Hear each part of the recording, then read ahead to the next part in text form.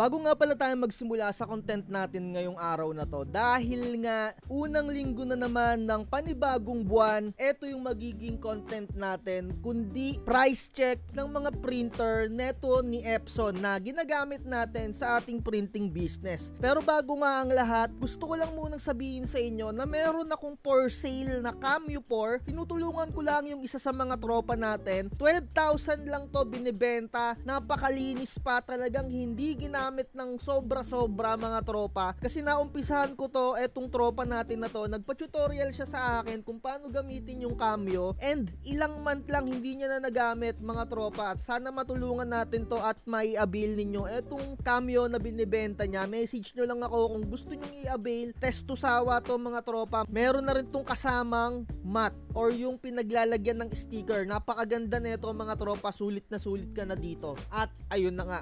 Dito sa printing business natin, kung wala kang idea sa mga presyuhan ng printer natin, ay talagang mauuto ka.